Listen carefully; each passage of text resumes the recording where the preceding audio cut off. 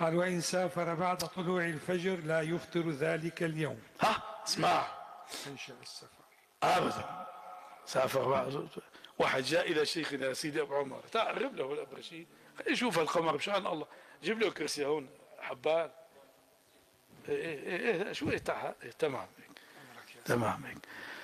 واحد اراد ان يسافر، اسمع الفقه في الدين، اراد ان يسافر نعم في يوم رمضان، وايام كان في الصيف يوم طويل، نعم، والسفر في النهار ولا يجوز ان يفطر.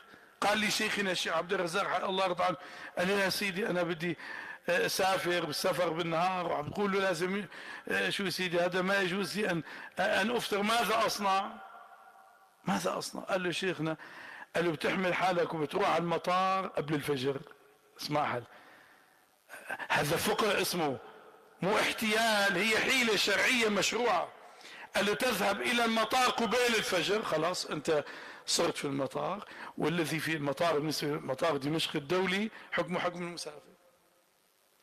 قال له اذهب قبل الفجر، اذهب الى المطار، صرت مسافرا خلاص، تاكل وبتشرب، احيانا يذهب في النهار، وجهة الطائرة شو سيدي ربما بعد المغرب رأى الشمس، بجيها رشا طال عليه الصيام، مثل هذا الذي شو سيدي اذن المغرب، شيخنا الله يرضى عنه قال لي اذن عليه المغرب في ارض المطار.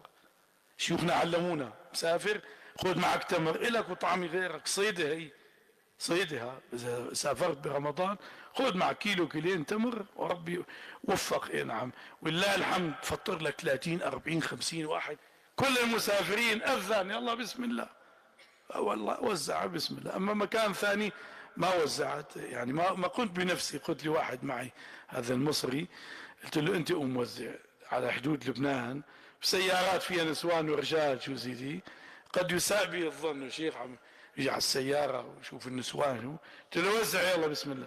الحاصل اذن المغرب، شيخ ندري افطر على تمرات، علمونا تعجيل الفطر. واحد ما رضي ياكل تمر، قال له هلا متعشى بالطيارة ناكل، قام طلع بالطيارة اكل هوا بالطيارة. ليه؟ طارت الطيارة رأى الشمس. بجوز يفطر اذا رأى الشمس، والطيارة متجهة الى جهة الشمس، بقي عدة ساعات ويرى الشمس. شيخنا افطر تحت خلاص وكمل عشاء بالطيارة. هذا الفقه في الدين، تربح الدنيا والآخرة إن تفقهت في دين الله، وإن ابتعدت عن العلم فأنت خاسر. الله يثبتنا. نعم يا أبو رشيد بسم الله. مسائل احفظوها، مسائل احفظوها. ما هذه يعني هناك مسائل مثل مسألة الطيارة يعني ما تمر معك أنت في الكتاب، هذه استنباطات شو سيدي وتوفيق من الله لمن ربي عز وجل جعل العلم يجري في دمه وروحه ورزقه الفهم، تعلم منه ماذا تصنع. نعم. قال: وإن سافر بعد طلوع الفجر لا يفطر ذلك اليوم لأنه لزمه صومه إذ هو مقيم فلا يبطله باختياره.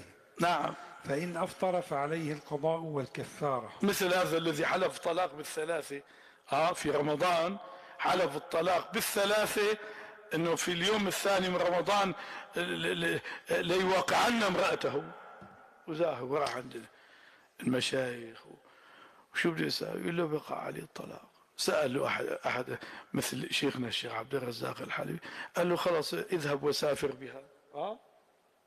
قال له سافر بها قبل الفجر، والسفر شو جاز له فقه في الدين. مثل هذا الذي طرد امرأته، سمعان يا ولدي، طرد امرأته إلى بيت أهلها ثم حلف الطلاق ما يأتي بها. أبوها كمان راسه أيبس منه، حلف بالطلاق كمان إنه ما يرجعها. جاءوا إلى شيخنا قال له ماذا يصنع؟ الزوج حلف الطلاق ما يجيبها، وأبوها حلف الطلاق ما ياخذها بس. قال له تروح لحالها. شيخنا الشيخ عبد الله قال له تروح لحالة مسلم. فقه يا حبيبي، وبدهم اياك انه قال ما هل انت الناطق باسم الشيخ عبد الرزاق؟ كان بدي احكي عنك يا عكروت، انت الان كلك غل وحقد وحسد. بحكي عن شيوخنا انا. كانت على السلم سيدي. كمان تبع السلم او السلم. سلم وسلالم وسلاليم تجمع على اكتبها بحفظ. سلالم وسلاليم. نعم. كذلك صعدت السلم فقال زوجها إن أتممت الصعود فأنت طالق، وإن نزلت فأنت طالق. متفقهة في الدين. لحشت حالها من الشباك للحش لك حالي يا أنس. لحشت حالها، جاءت بحضنه وما وقع الطلق. وقل ربي زدني علمي. حلف على زوجتي لا تكلم إذ ما كلمت للفجر أبدا. إيه نعم. إلا الإمام أبو حنيفة. قال الإمام حنيفة قال شو سيدي؟ شو قال له؟ هات نشوف، عيد مسألة كاملة بس. يعني لأنه هذا هو الشيخ مازن بس بتحركشوني بيجيب لي طرف القصة، وانت كمل. مدد يا ربي. أنت الحافظة يا سيدي. بسم الله. شو قال لك سيدنا الشيخ عبد الرزاق؟ احكي له. احكي لها لسيدنا الشيخ فواز في المنام شو قصة اللي يحكي له على الشيخ فواز وهو بيحفظ أكثر منك. في المنام قال له ايه هذا شو؟ أنه رجل حلف على امرأته إذا ما كلمته إلى الفجر فهي طالق. اكثر نسوة هلا بتحرد بطل تحكي معه. لا عجب. امام الشعراني اخذ امرأته الى الحج مو بالطيارة بساعتين، شهرين او ثلاثة او اربعة. حججها ورجعها. الشيخ علي خواص شيخ ولم تكلمه. الشيخ علي خواص شيخ الشعراني حججها ورجع وهي مخاصمته وما كلمته للشيخ علي خواص. نعم. فلا تعجب اكثر النسوان هيك عم بس انت المرأة اللي والله حردت وما عم تحكي شو سيدي، واجت وحده ولا تقلبها. نعم. فحلف عليها بالطلاق إن لم تكلمه إلى الفجر فهي طالق. ايه نعم. اسمع ماذا صنع إمامنا الأعظم أبو حنيفة. جاءته فرصة هي ما عاد حكيت، ظلت ساكتين ما بدها إياه. فذهب إلى الإمام أبي حنيفة وأخبره بذلك فقال له قل لمؤذن الحي. قال له ذهب في الليل مو ثاني يوم، نفس اليوم. في الليل راح. نعم. فقال قل لإمام الحي أن يؤذن قبل الفجر. نعم. فذهب إليه وأخبره فقام المؤذن وأذن قبل دخول الفجر. ايه نعم. فالمرأة خلص اطلقت منك انا شو سيدي. وانحلت ايه ما طلقت انه ما طلع الفجر.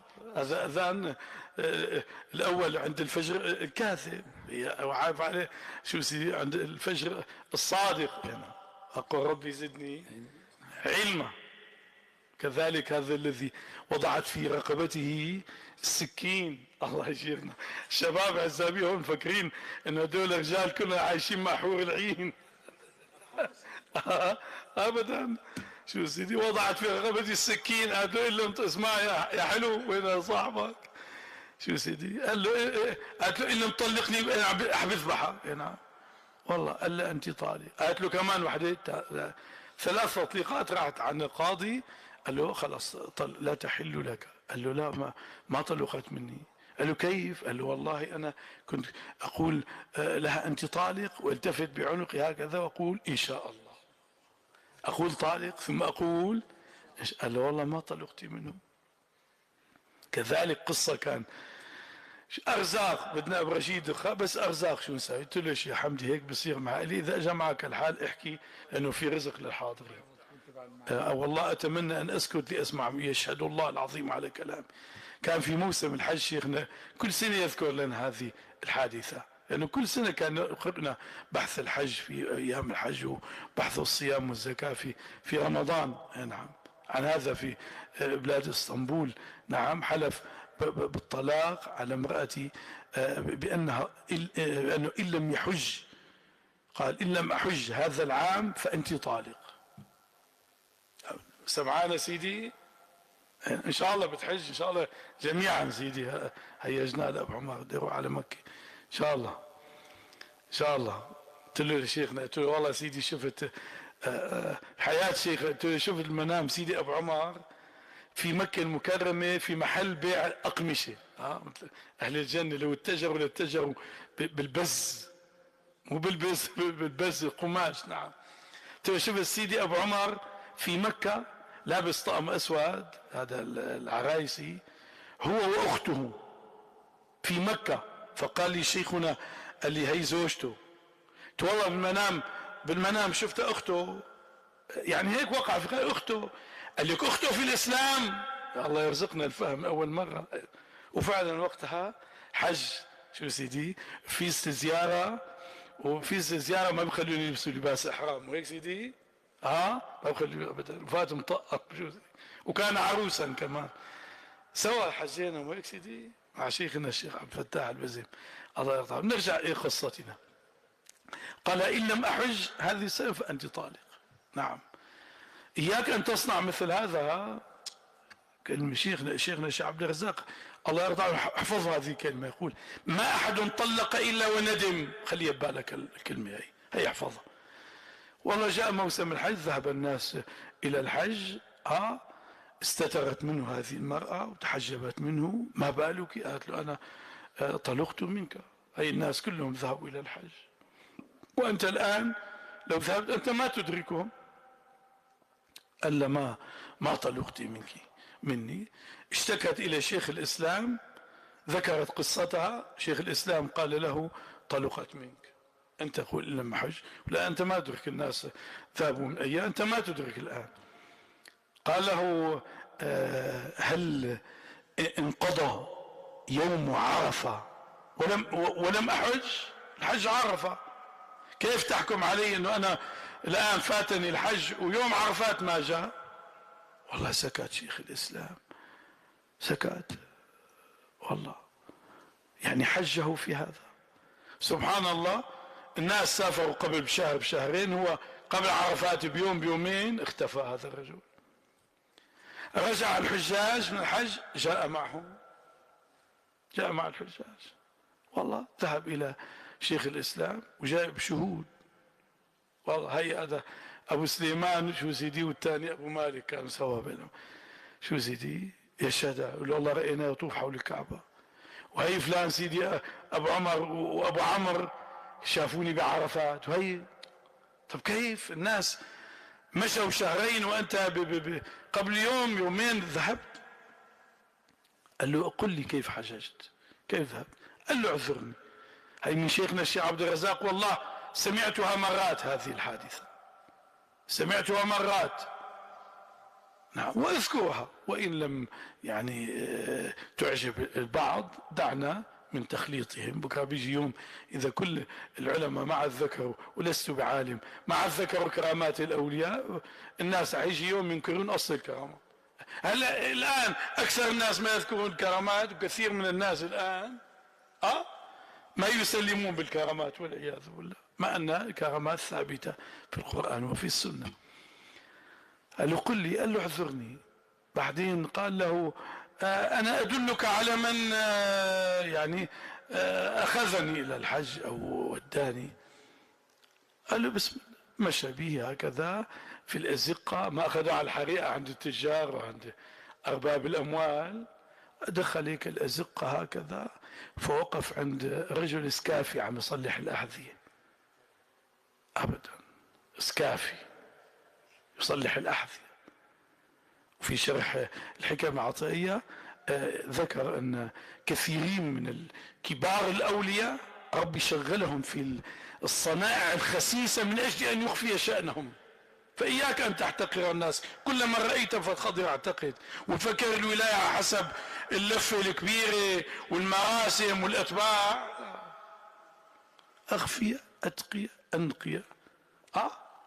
إن حضروا لم يعرفوا، إن غابوا لم يفتقدوا. قال له والله هذا. قال له أنت أرسلته إلى الحج بيوم؟ قال له نعم. قال له اذكر لي كيف أرسلته. قال له بشرط. قال له ما الشرط؟ قال له بشرط أنك تكنس لي أمام هالدكان هي. والله قال له أنا هو قال أنا هذا الحجاب روح يا أنا يا فاسد التركيب يا حائلا بيني وبين حبيبي. قال له أنا شيخ الإسلام كنس لك أمام. قال له ما بذكر له. والله فكر شيخ الإسلام يعني كم إنسان يراني 15 أشخاص، يلا أخذ المكنسة وصار كنس. رجع قال له هي كنس. قال له في شرط ثاني. هون بقى الثاني أصعب من الأول. قال له ما الثاني؟ قال له بنجيب لك عصاية شوز خشبة، وبنجيب لك 20 معلاقة هذه الكبدة بتعلقهم على كتافك وبتدور باسطنبول بدك تبيعه. قال له والله هي بقول الحلبية ثقيلة، هي هذا أمر ثقيل هذا. قال له خلص أنا ما أذكر لك. سبحان الله، أراد الله لشيخ الإسلام أن يكون من الأولياء وأصحاب الكرامات.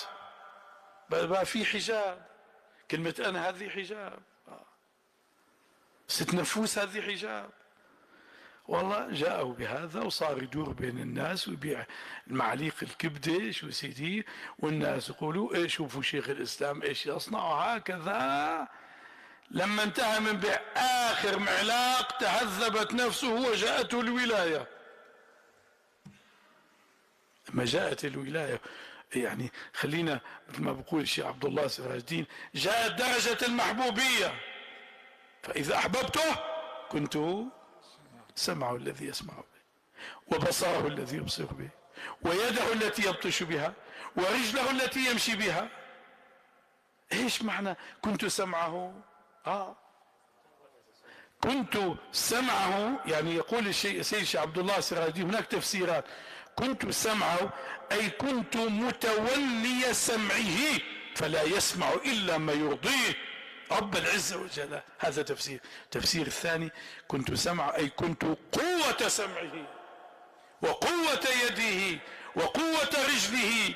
الله يعني ما يمشيه غيره بسنة هو بخطوة يمشي. حديث واضح، يعني ما نأتي بخلط كما يظن هؤلاء المحجوبون. كنت سمع. يقول الشيخ عبد الله سراج الدين في شرح هذا الحديث في كتاب التقرب إلى الله، ذكر قرابة 60 صحيفة شرح لهذا الحديث. قرأوا والله شيء يأخذ بالألباب، ويسمي الحديث يسميه حديث أولياء الله،